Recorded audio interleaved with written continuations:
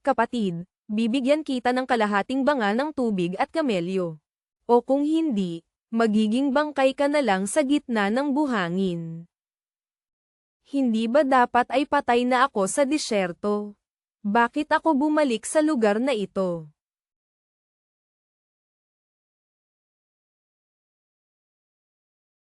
Walang silbi ang tanong na yan. Ang mahalaga, kailangan kong mabuhay.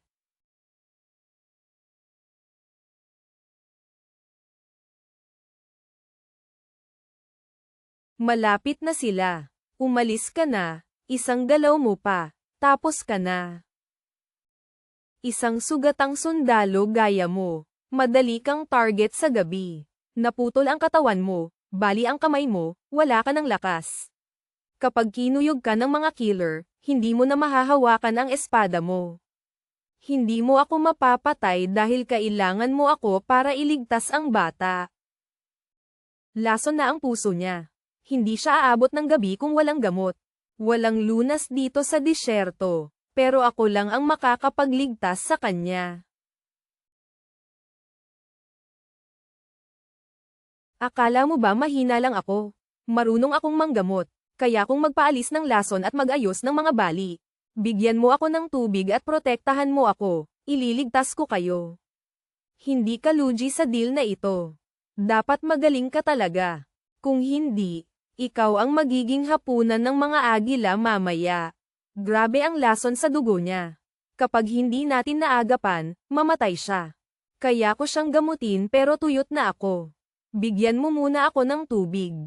Ang kapal ng mukha mong makipagtawaran sa harap ng kamatayan. Hindi ako makakakilos ng maayos kung uhaw na uhaw ako. Bigyan mo ako ng kalahating oras. Pag hindi siya gumaling, patayin mo ako. Kunin mo ang halamang lason at ang pig. Ibigay mo sa akin lahat.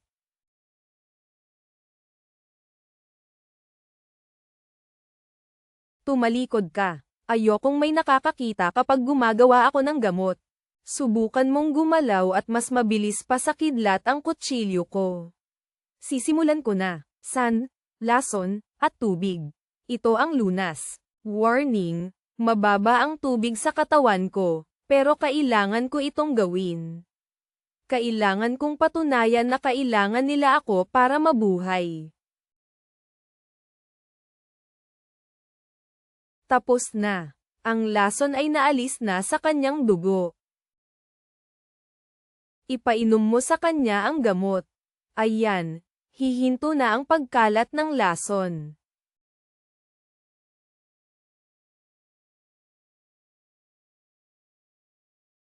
Wala na ang lason. Stable na ang pulso niya. Sabi ko sa iyo, sulit ang deal na ito. Buhay na siya. Simula ngayon, kasama ka na namin. Huwag ka nang magreklamo. Napatunayan ko na ang halaga ko. Ngayon, ikaw naman ang maghanap ng pagkain. Kailangan ko ng pagkain ngayon din. Kapag walang karne bago lumubog ang araw, patay tayong lahat. Magdasal ka na makahuli ka ng makakain, o dito na tayo maglilibing sa disyerto.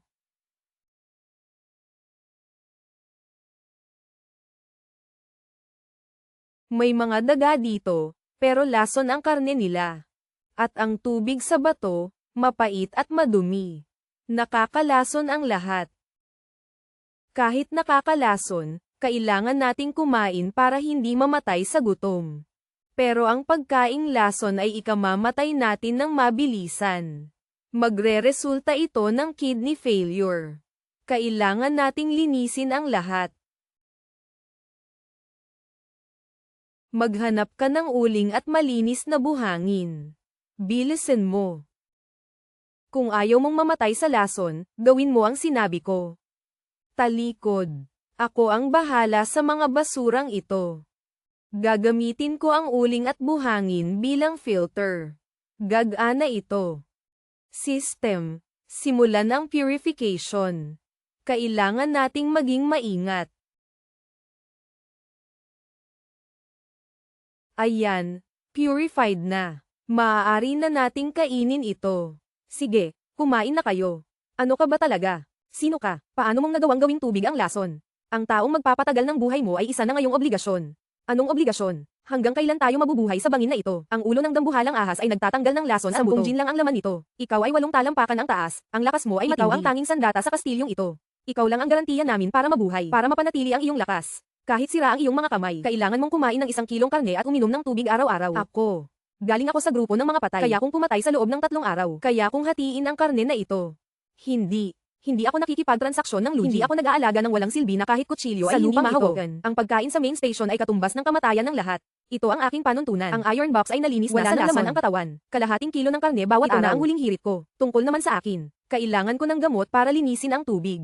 Kailangan ko ng 1 kilong karne para sa isip at katawan ko. Ikaw ng isa, ako ng isa. Ang iron box ay kalahati, 2.5 kilo ang kailangan natin. Ang ahas na ito ay tatagal lang ng 4 na araw. Pagkatapos ng 4 na araw, mamamatay tayo kung walang tubig. Kaya ayokong mag-alaga ng basura. Sa loob ng 4 na araw, dapat magaling na ang ilalabas mo ako sa kuta na ito. Punta tayo sa bangin. Humanap ng bakal at tubig. Ako na ang hahawak ng buhay mo at ng kutsilyo. Sige. Hanggat masisiguro mong hindi mawawala ang tubig. Susunod ako sa bawat utos mo. Tigil. Anong ginagawa mo? Patayin mo siya. Huwag kang mag-alala. Ihanda ang pagkain para bukas. Ito ang iyong battle bug. Dati, oo. Pero ngayong araw, para madala ang ahas, nakagat ang mga pakpak niya. Hindi na siya makakalipad. Hindi na rin makakapangaso. Sa dagat ng kamatayan, kung walang pagkain at tubig, wala siyang karapatang ubusin ang kahit isang patak ng tubig. Hindi ka lang pilay na sundalo. Isa ka ring hanggal. Ye Jingsheng, huwag mong isiping makikialam ka sa negosyo ko. Bitawan mo. Sabi ko, dito sa loob ng kuta na ito, ang nakikita mo lang ay ibong hindi makalipad. Pero ako, nakakakita ako ng sundalong hindi matatawaran. Useless na ibon. Isang sundalo. Kahit putol ang pakpak niya. Ang pandinig at pangamoy niya ay 10 beses sa tao. Ang nakakatakot sa disyerto ay hindi lang kawalan ng tubig, kundi ang mga bagyo at mga mutant na malapit sa ilog, at ang mga mutant na nagtatago sa ilalim ng buhangin. Hanggat magagamot mo siya, mararamdaman niya ang panganib ng maaga. Ipinagliligtas mo ang 2 ibon na ito. Ito ang ating kuta, at ang ating unang linya ng depensa. Hindi mo ba naintindihan? Hindi siya naaawa sa ibon na ito. Kino-calculate niya kung paano mapapakinabangan ang bawat isa sa kanila. Ang kakayahang ito ay hindi pa nakikita ng mga sundalo ng Empire. Hindi ako nag-aalaga ng walang silbi. Pero hanggat may silbi sila, hahayaan ko silang mabuhay. Ibaba mo ang kutsilyo. Ayon sa iyo, kung uubos siya ng tubig, pero wala namang silbi, ako mismo ang papatay sa kanya. Tapos ka na. Ngayon, ikaw naman. Ako. Tutulungan mo akong tanggalin ang lason ngayon. Oo, pero wala akong sobrang tubig. Para pampamanhid. Kung pilitin mong tanggalin ang lason, ang sakit ay maaring ikamatay mo. Kahit ma-concussion ka pa, ingatan mo siya. Ang sakit ay hindi biro. Kung hihimatayin ka, o hindi mo makayanin, mamamatay tayong lahat. Kaya mo ba? Ang commander ng libo-libong empire. Hindi na kailangang dumanas ng ganito. Gawin mo na. Titiis ko.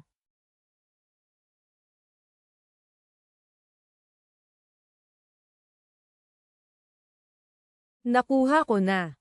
Huwag mong gamitin ang kamay mo sa loob ng 3 araw.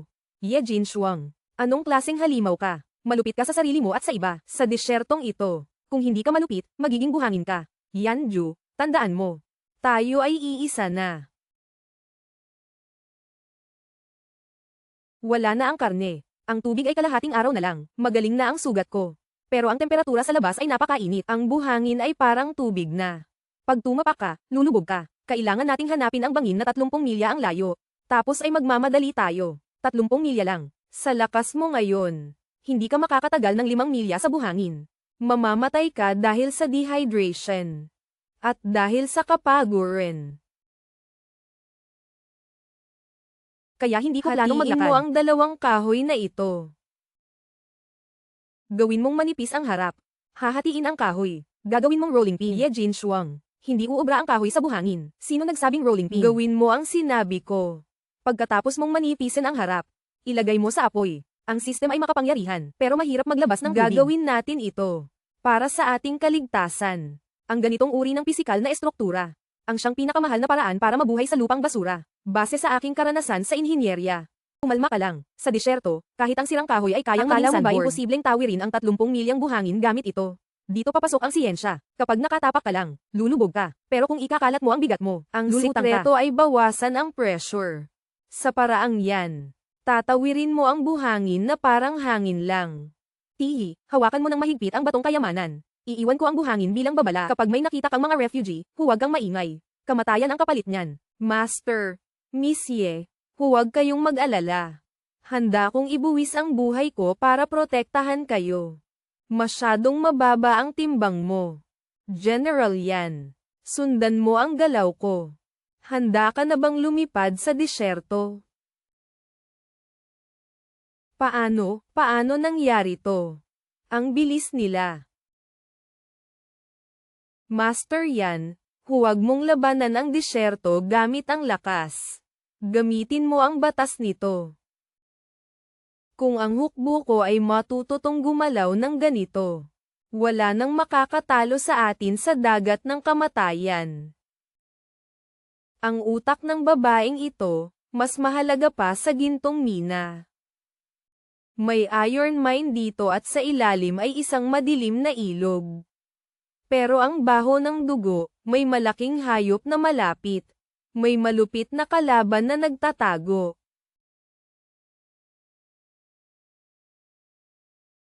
Isang mutated na nilalang. Kung sino man ang nakatalo sa kanya, siguradong napakalakas nito. Dito magaganap ang labanan. Terra na. Sa disyerto, ang yaman ay may kaakibat na panganib. Kailangan nating makuha ang karne at bakal. Kung mamatay ang nilalang na to, mawawalan tayo ng pagkain. Kailangan nating maging matalino.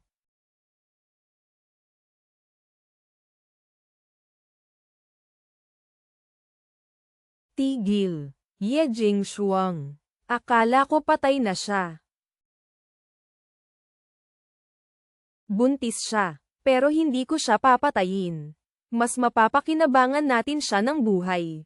Kapag gumaling siya, siya ang magiging pinakamalakas nating sundalo laban sa anumang panganib.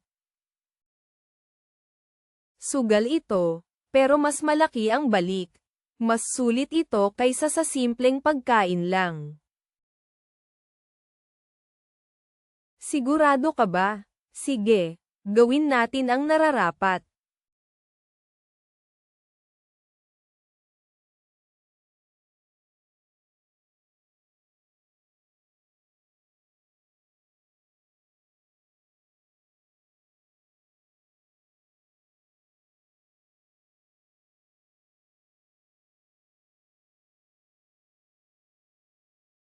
Bakit natin ginagawa to? Sa mundong to, kapag duwag ka, wala kang bukas.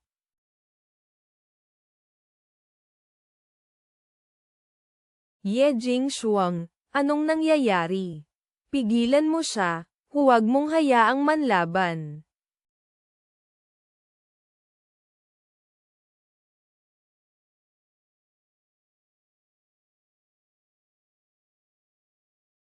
Sino ba ang babaeng ito? Saan siya galing?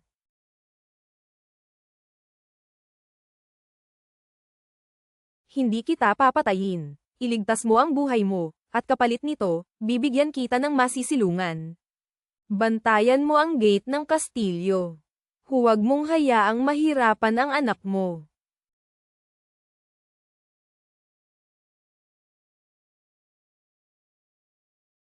Puti ang balahibo mo. Mula ngayon, tatawagin kitang Dabay.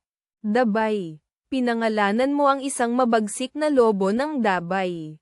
May reklamo ka ba? Wala, basta masaya ka. Kunin ang bakal at karne. Huwag magsasayang. May raider na tayo, may pagkain pa.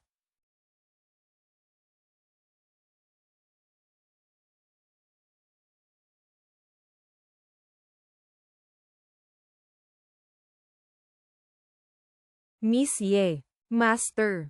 Nagwawala si Dabay. Ang hangin ay parang kutsilyo na. Ito na ang Black Sandstorm.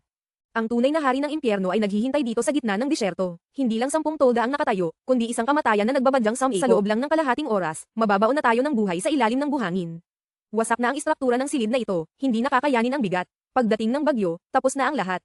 Bubuho ang bubong at mamamatay ang apoy. Wala na tayong matatakbuhan, lahat tayo ay mamamatay. Ano ang dapat nating gawin? Kung tatakas tayo ngayon, buto na lang natin ang matitira sa gitna ng buhangin. Kung mananatili tayo, kailangan nating selyuhan ang lahat. Kunin mo ang mga kalat at buto ng mga nakaraang biktima.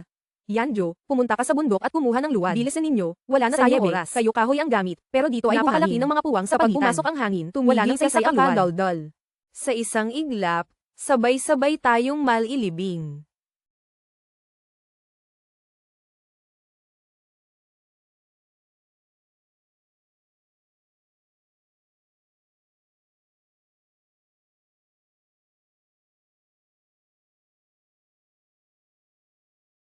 Miss Yan, huwag. Masyadong mabilis ang pagtagos ng buhangin. Hindi na natin mapigilan. Lumingon kayo at tulungan ninyo ako. Bantayan ang apoy. Huwag na huwag ninyong hahayaang mamatay ang apoy. Ye Qingxuang, anong ginagawa mo? Kung gusto mong mabuhay, lumingon ka. Zitong, tanggalin ang mga balat ng hayop at sirang sanga. Ipunin ang mga natitirang pyesa. Kailangang pigilan ang hangin at buhangin sa anumang paraan. Babala ng sistema. Nasa bingit na ng matinding dehydration ang iyong katawan. Tutuyo ang iyong katawan dahil sa labis na paggamit ng lakas. Napakataas ng panganib ng kamatayan. Itigil mo na ang ginagawa mo. Kung hindi ka titigil sa pagsasalita, tiyak na mapapahamak tayong lahat. Bigyan ninyo ako ng kahit kaunting tubig.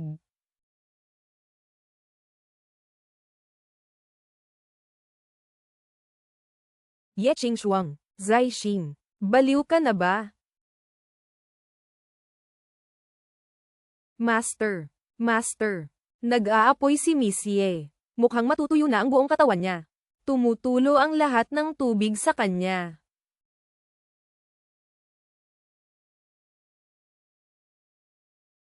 Ginamit niya ang lahat ng kanyang enerhiya para sa mga teknik na ito. Hindi na siya mailigtas ng ordinaryong tubig. Mag-regroup. Umatras kayo. Master, ang lason sa iyong katawan ay pansamantala lang na naisara. Huwag mong piliting gawing enerhiya ang tubig. Tumahimik ka, kung hindi dahil sa kanya. Ano pa ang silbi ng lakas ko?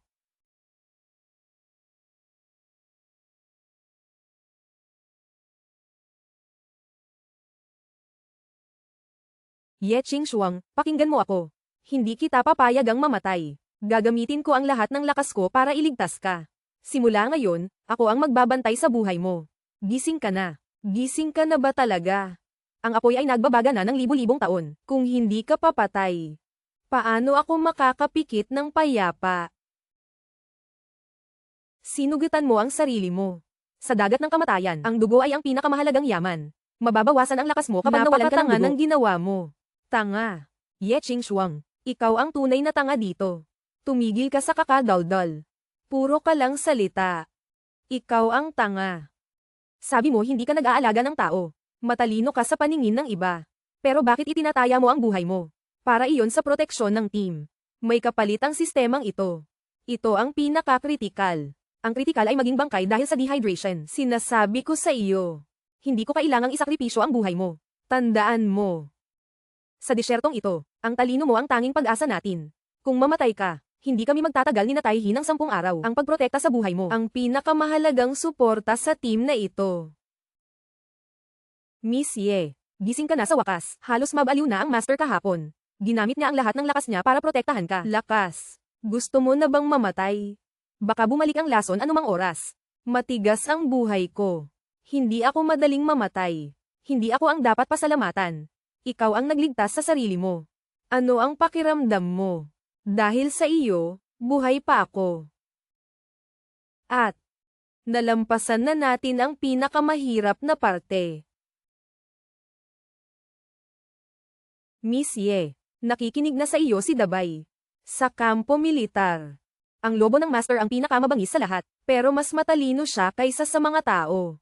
Halos pumatay sa atin ang bagyong ito. Pero marami rin itong itinuro.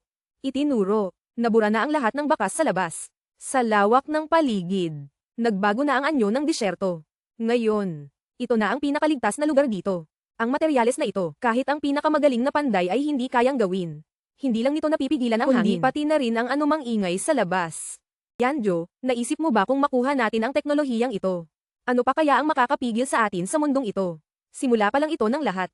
Yanjo, dapat tayong maging mapagmatsyag.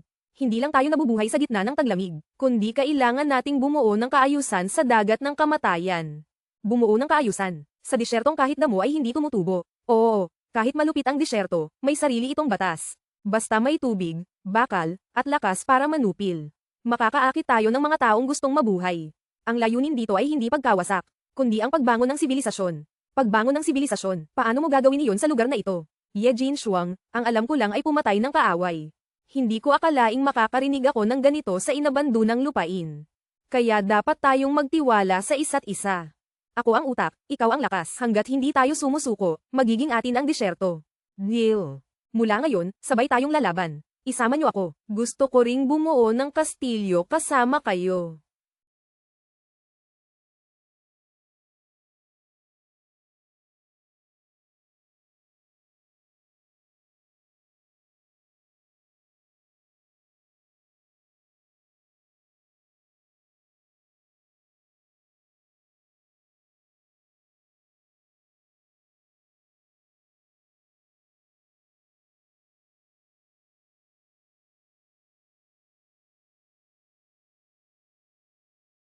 Pagod na ako, parang awa nyo na, tubig lang. Buksan ang pinto, mga mabubuting tao. Natuyo na ang mga balon, 3 araw na kaming walang inumin. Mamatay na kami, tulungan nyo kami. Siya yung babaeng nagtulak sa iyo sa bangin. Ye Jinshuang, papatayin ko na silang lahat ngayon din. Hindi solusyon ang pagpatay sa kanila. Ang dugo ay hindi maiinom, at dadami lang ang insekto. Sa batas ko, mas mahalaga ang buhay na tao kaysa sa patay. Masyado kang mabait. Ibibigay mo pa ang tubig mo sa mga kaaway mo. Mabait, huwag kang magkakamali. Wala akong balak mag-alaga ng walang silbi. Pero ang mga taong ito, ay kailangan ko para sa disyerto.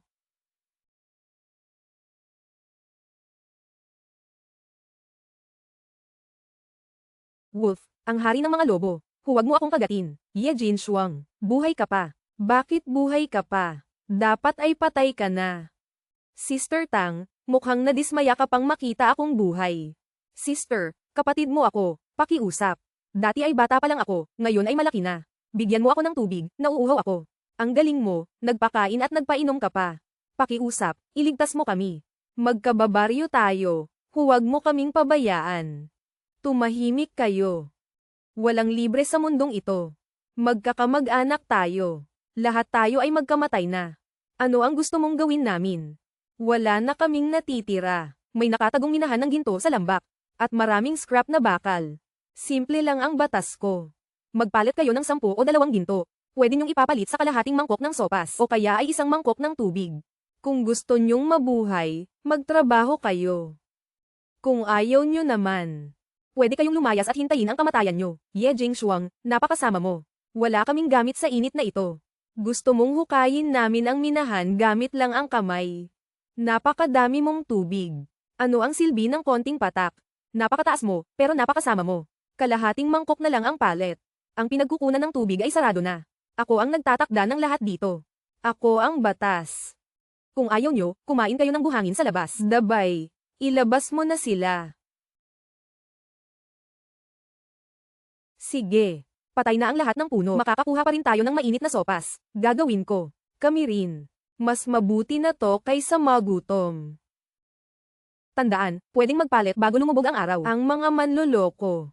Hindi lang mawawalan ng tubig, kundi magiging hapunan pa ni Dabay. Sa ilang mangkok ng tubig, nakakuha ka ng mga taong magmimina araw at gabi. Ye Jinshuang, hindi ito patibong. Binibigyan mo sila ng paraan para mabuhay.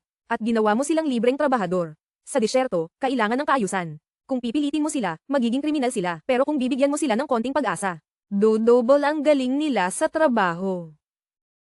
Sa loob ng 3 buwan, darating ang mga sundalo. 1 buwan at kalahati lang ang meron tayo. Bago sila dumating, kailangan natin ng bakal para matalo sila. Maraming bakal. Sige. Sa loob ng 1 buwan, babantayan ko sila. Hahayaan ko silang magmina para sa iyo. Miss Ye. Ito ang 30 kilo ng bakal ngayong araw. Mas maganda ang kalidad kaysa kahapon. Sapat na iyan. Dalhin ang sabaw at tubig, maghanap ng malamig na lugar para magpahinga. Kung may gusto kayong ibabukas, magdala pa kayo ng mga mineral. Salamat, Binibining Ye. Salamat, kapatid. Bukas, maghuhukay tayo sa malalim na bahagi ng lambak. Sayang lang ang mga batong ito. Kahit ang bakal na nakukuha natin ay hindi sapat para gumawa ng matitibay na kutsilyo. Binibigyan mo sila ng makapal na sabaw, hindi baluji tayo sa ganito. Kailangan nilang makita ang kapalit ng pagod nila para maniwala. Kapag naniwala silang may kinabukasan dito, kusa silang magtatrabaho. Sa lupang ito, ang hindi nagtatrabaho ay walang silbi. Iyan ang panuntunan. Bigyan mo sila ng sapat na gantimpala, at double ang kanilang lakas. Iyan ang tunay na pakinabang. Hindi lang ito pagtulong, ito ay pagpapatakbo ng negosyo. Yanju, kailan darating ang hukbong ipinadala ng korte? Malapit na sila. Gusto ng korte na mamatay ako sa lugar na ito. Ipinadala nila ang 3,000 elite na sundalong nakabaluti. Sa bilis ng kanilang marcha, may 1.5 buwan na lang tayo. 3,000 elite.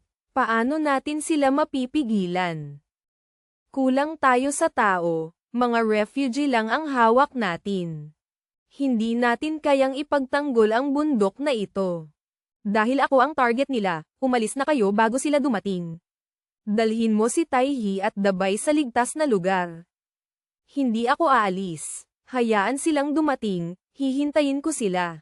Taihi, itigil ang kalakalan at Aisil ang kuta natin ngayon din. Aisil. Paano tayo mabubuhay kung wala tayong makukuha? Sapat na ang naipon nating materyales sa loob ng 3 buwan.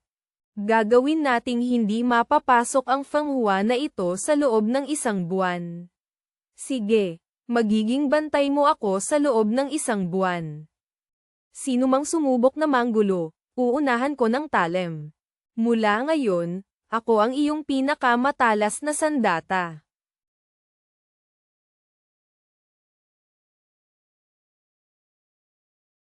Ni Anju, bakit ka nakakulong dito? May nangyari ba? Lumayo ka, lumabas ka at isara mo ang pinto. Napakainit mo, ang taas ng lagnat mo. Gulo na ang daloy ng enerhiya sa katawan mo. Master, lumaban ka. Binibining Ye, sumabog na ang lason sa kanyang katawan. Anong lason? Ipaliwanag mo ng malinaw. 3 taon na ang nakalipas, nilason siya ng mga rebelde sa Nanjang. Sabi ng doktor, wala na itong lunas. Dahil sa init dito, parang libo-libong karayom na tumutusok sa organo niya. Ye Qingshuang, makinig ka. Mawawala ako sa sarili ko. Iwan mo na ako, hindi ko na kaya.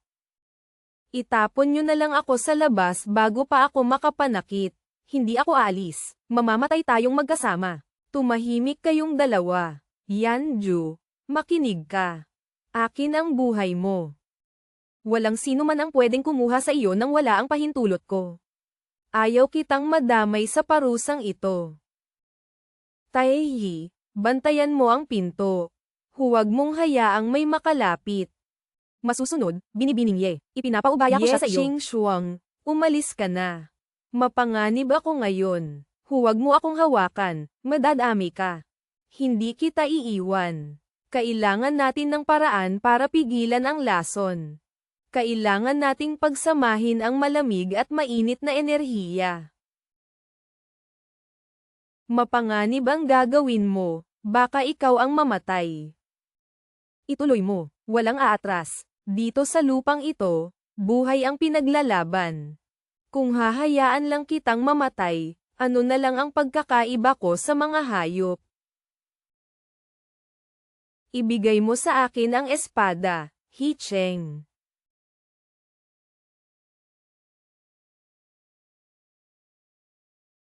Yanju, kung mabubuhay ka pa, huwag mong sayangin ang iyong pagkakataon.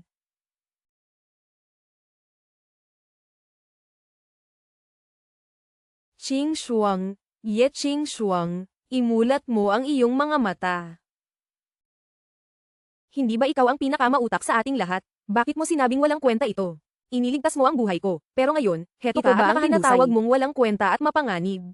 Hindi ko hahayaang mamatay ka. Gumising ka, Ye Jingshuang. Huwag kang sisuko sa buhay. Master, kamusta na po ang kalagayan ni Miss Ye? Ito na ang huling kalahating mangkok ng tubig. Itinabi ko ito para sa kanya. Ibuhos nyo sa tangke. Tulungan nyo akong pilitin siyang uminom. Bilisin nyo. Master, masasaktan ang sarili mong enerhiya sa ginagawa mo. Tumigil kayo. Wala akong pakialam kung mawala ang kapangyarihan ko, basta mabuhay lang siya.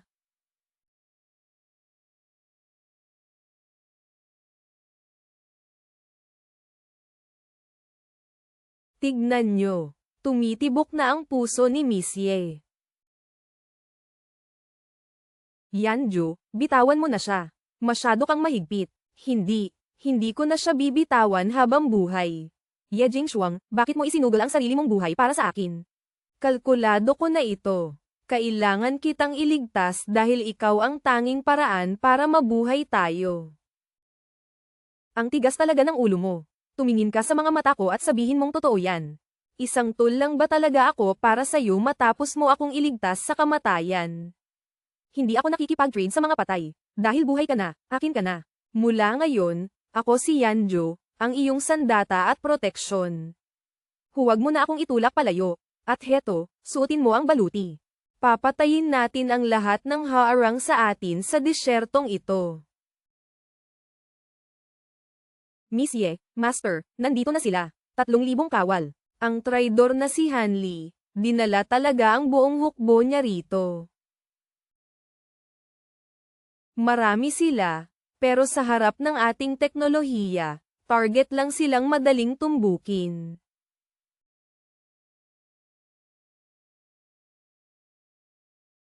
Zhongshua, ibigay mo ang mapa ng depensa at luluhod ka para iligtas ang buhay mo. Kung hindi, wawasakin ko ang disyertong ito at walang aitat-irang buhay.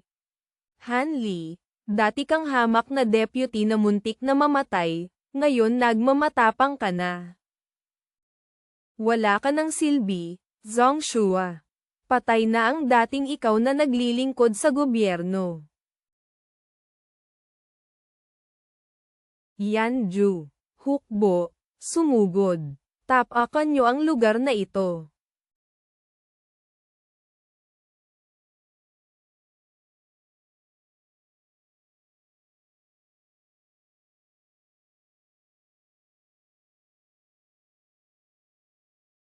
Puntiryahin. Ipakita sa kanila ang lakas ng ating mga armas.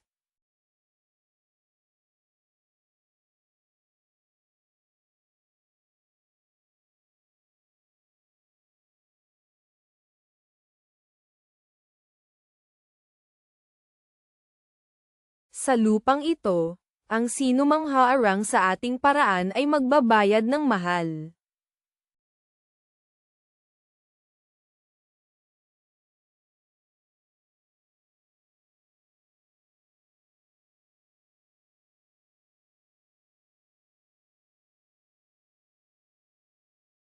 Nako, may bitag.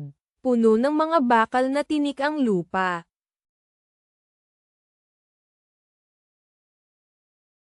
Walang silbi. Ang mga yan ay mga hukay lang ng mga duwag. Ihanda ang mga sasakyang pandigma. Susunugin natin sila. Huwag kang masyadong kampante. Ang apoy na yan ay magiging bitag din para sa inyo.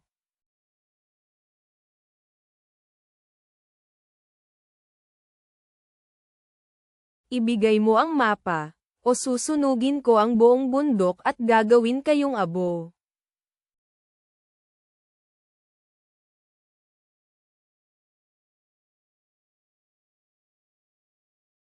Ang kapal ng mukha, pananakot lang ang alam ng mga traidor na yan. Yanju, umurong ka.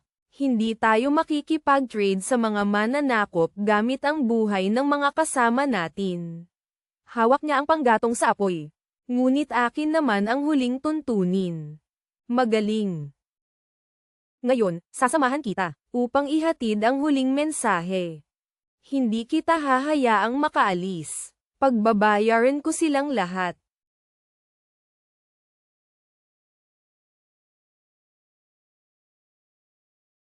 Huwag kang magkakamali. Itaas mo ang iyong kalasag. Napakalakas ng espada ng bruhang iyan. Ibigay niyo sa akin si Julong.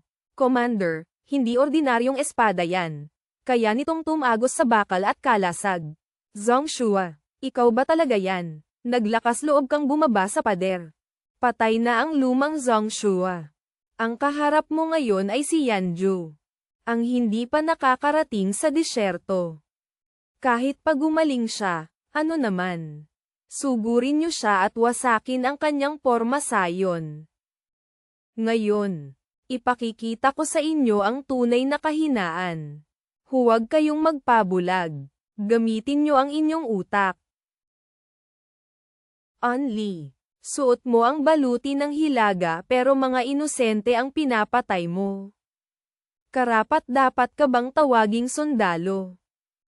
Zhong Shua, huwag mo akong pilitin. Ako ang Prime Minister. Kapag pinatay mo ako, wala nang lugar para sa iyo sa mundong ito. Ang mundong ito ay hindi para sa mga patay, kundi para sa libo-libong tao. Sa disyertong ito, ang hustisya ang batas. Ang sibat mo ay palsipikado. Alam ko ang bawat mekanismo nito. Wala ka ng kawala.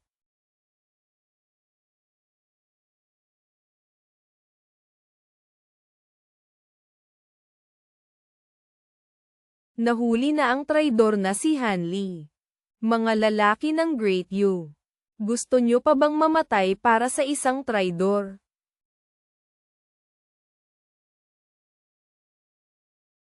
Ang mga Sisuko ay ililibing sa disyerto. Miss Ye. Tapos na ang laban. Mahigit 2,000 ang nasawi.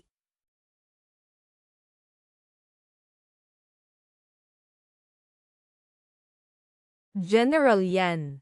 Napilitan lang kami sa utos ng hukuman. Patay na ang commander. Handa kaming sumuko. Patawarin niyo kami.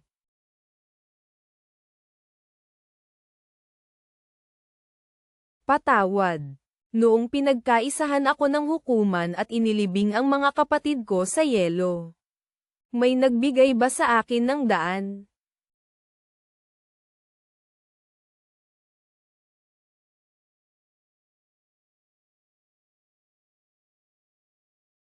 Yanju, itabi mo ang espada. Ang pagpatay ay isang malaking pag-aaksaya. Hindi sila makakatulong sa paggawa ng pader o tubig. Miss, handa kaming gumawa ng kahit ano. Sa teritoryo ko, walang tamad. Pero ang mga masisipag ay may ligtas na tahanan.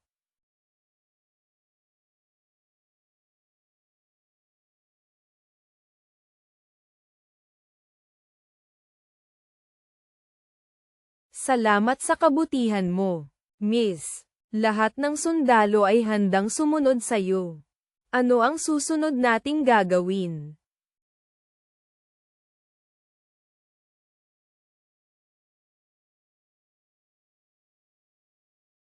Hindi na tayo magmimina. Sa susunod na buwan, gagawin nating syudad ang disyertong ito.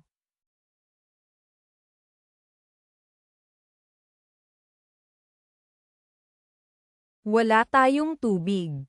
Paano tayo mabubuhay? May teknolohiya ako para linisin ang tubig sa ilalim ng lambak. Sa 10 araw. Solusyon na yan.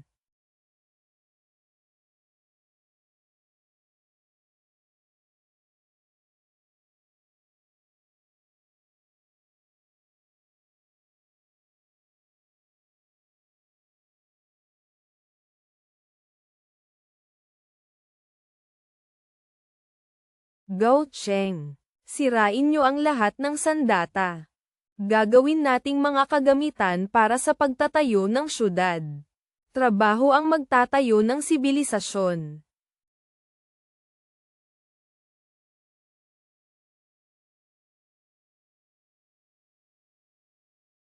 Miss Ye, napakadakila nyo. Go Cheng.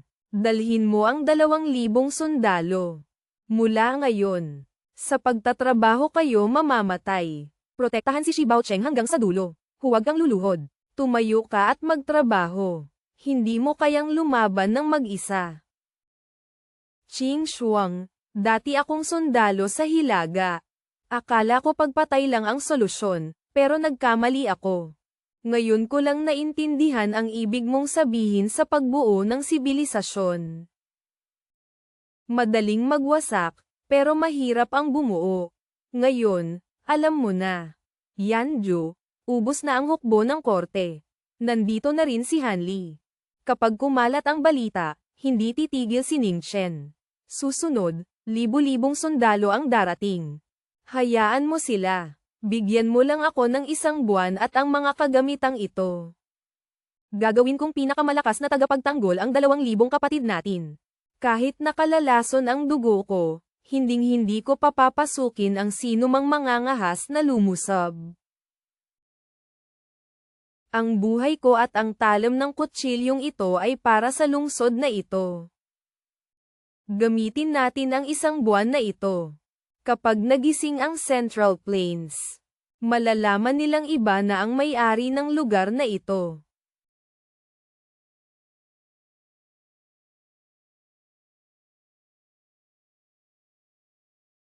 Tingnan mo ang barya, napakakinis at parang porselana. Ang gamit ni Miss Ye ay mas matibay pa sa dating pandikit. Ang basura, nagiging ginto na. Kay Miss Ye, lahat ay nagiging kayamanan. Miss Ye, handa na ang lahat. Patuloy na dumadaloy ang tubig sa ilog.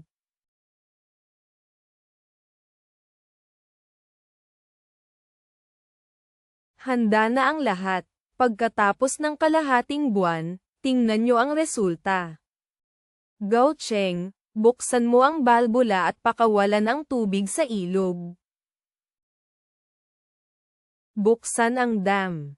Ang tubig, sa wakas ay dumating na.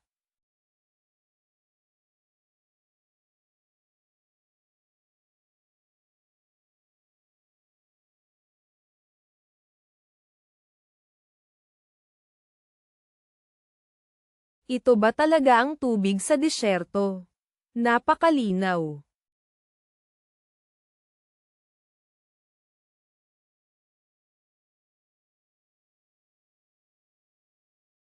Ang tamis. Ngayon lang ako nakatikim ng ganito sa disyerto. Si Miss Ye ay isang biyaya. Hindi ito himala, kundi bunga ng inyong pagsisikap. Kayo ang nagtrabaho para rito. General, maayos ang daloy ng tubig. Handa na ang lahat ayon sa utos ni Miss Ye. Nagawa na ang kontrol sa ilog. Ang tubig ay ligtas at kontrolado na. Napakagaling ng paraan ni Miss Ye. Hindi sumisip-sip ang buhangin, nananatiling basa ang lupa. Mabuti, Gao Cheng, naipadala na ba ang mga suplay at pera sa pamilya ng mga sundalo? Naipadala na po lahat. Ang mga tao rito, mas masipag na at masaya sa ating sistema. Sinasabi nilang mas patas dito kaysa sa Central Plains. Para na silang nasa bahay.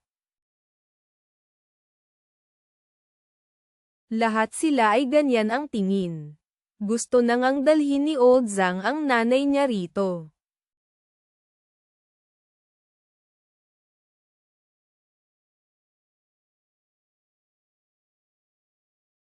Walang magbabago sa mga patakaran. Kung sino ang tamad, walang makukuha. Miss Ye, huwag kang mag-alala. Alam namin na kailangan nating maging matatag. Ang hustisya ang pundasyon ng ating lungsod para tayo ay magpatuloy. Tama ka. Ang patakaran ay hindi para pahirapan kayo, kundi para sa ating kaligtasan.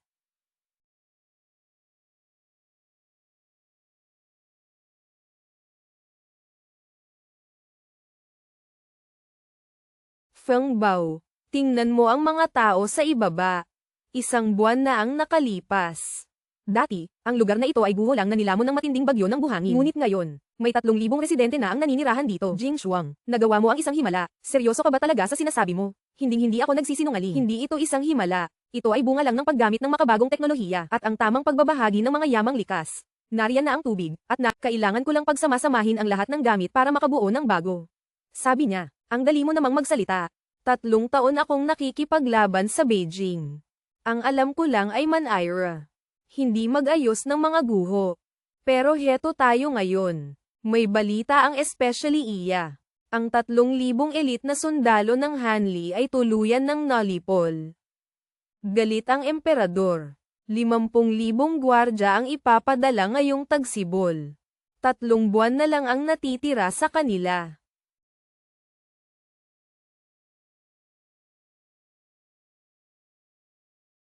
Sapat na ang 3 buwan para paunlarin ang minahan. Pagdating ng 50,000 sundalo, hindi na alipin ang sasalubong sa kanila, kundi ang mga industrial weapon na ako mismo ang bumuo. Ano sa tingin mo ang sagot nila? Kahit ilan pa sila, ikaw lang ang reyna sa dagat ng buhangin na ito. Kami ni Nayanjo ang magbabantay sa tarangkahan. Paparating na sila. Napakadilim. Wala akong makita. Pero hindi sapat ang 50,000 para takutin kami.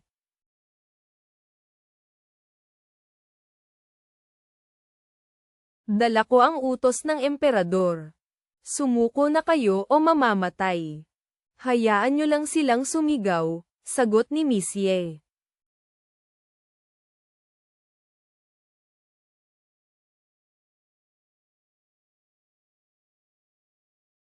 Kaya ba silang ubusin ng teknolohiya mo? Sa harap ng ganitong lakas, ang bilang nila ay numero na lang. Ay latag ang linya. Gamitin ang geomagnetic thunder. Sugod ang mga kabalyero. Bumitaw ang mga kanyen.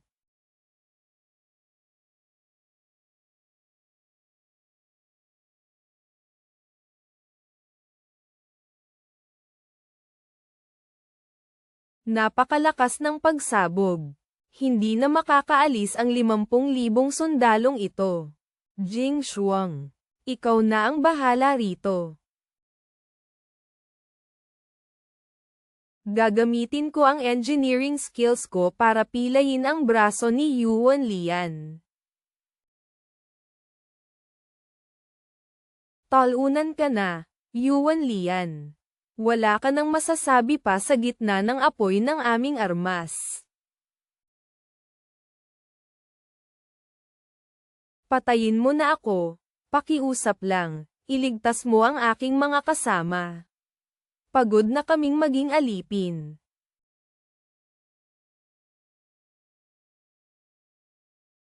Ang mundo ay hindi para sa digmaan, kundi para sa mga taong gustong mabuhay ng payapa at may makain.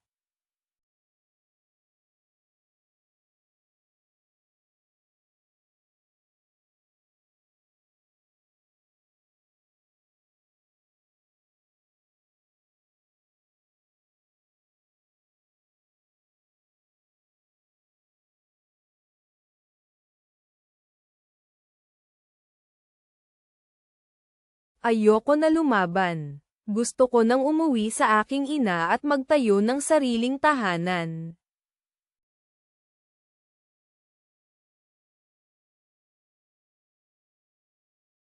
Ngayon ko lang nakilala ang tunay na pinuno. Mula ngayon, ang hilagang tarangkahan ay sa inyo na.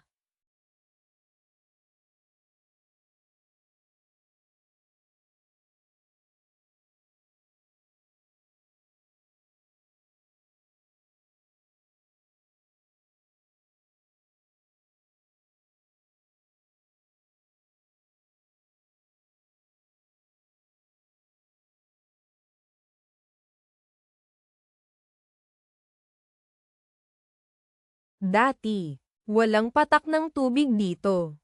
Ngayon, hindi lang tubig ang hawak mo, kundi pati ang puso ng 50,000 tao.